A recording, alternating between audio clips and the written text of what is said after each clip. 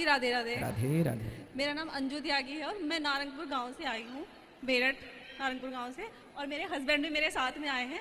और मैं ये पूछना चाहती हूँ महाराज जी कि मैंने यूट्यूब पे देखती रहती हूँ, जैसे ये आध्यात्मिक ये पड़ी रहती हैं ये छोटी छोटी वीडियोस, उसमें भीष्म पितामह ने बताया है कि अगर पति पत्नी एक साथ में खाना खाते हैं, भोजन करते हैं, तो वो अच्छा नहीं होता।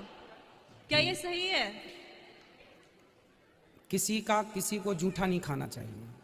नहीं, मैं सिर्फ पति पत्नी की बात कर रही हूँ, जैसे एक हाँ। साथ में खाना खाते हैं एक साथ में, तो क्या वो सही नहीं होता? भाई, हमारी जो परंपराएं हैं वो ये कहती हैं कि पत्नी पति को पहले खवाए, फिर पत्नी खाए। और अगर पति पहले खाए ही ना? हाँ तो ठीक है, साथ में बैठ के भी खा सकते हैं, कोई बुराई नहीं है एक साथ। यदि देखो, जैसे गुरु जी खा गए तो गुरु जी का जो बचा वो प्रसाद हो गया, पति जो खा लिया, पति का जो बचा वो प्रसाद रूप में पत्नी खा सकती है ना। जूठा मतलब ये होता है कि मैंने खाकर आपको दे दिया, वो जानकर जूठा हुआ, पर मैं खा के चला गया, जो बचा उसे आपने प्रसाद के रूप में ग्रहण किया, तो वो जूठे का पाप नहीं लगेगा, वो दोष नहीं है।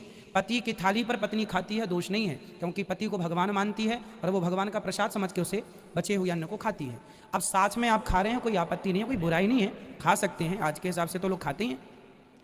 तो जूठा खाने की मनाही है शास्त्रों में। तो पर पति पत्नी अब साथ में खा रहे हैं, कोई बुराई नहीं है। पर जो परंपराएं थी कि पहले पत्नी पति को खवाए, पत्नी बैठ जाए पंखा झलकाती रहे, वो ज़माना भी हमने देखा है कि पति खाने बैठे तो ऐसे बैठ जाए पत्नी और पंखा झलकाती रहे ऐसे। तो वो भी एक अपना आनंद है। अब तो ऐसे वाले पंखे चलते ही नहीं है, अब तो एसी कूलर या पंखे चलते तो हैं अब ये समय पर। पहले ये हमने देखा है अपनी दादी को कि वो दादाजी को खवाती थी फिर खाती थी, अपनी माँ को पिताजी को खवाती थी फिर खाती थी। तो जो देखा है वो हमने यही देखा।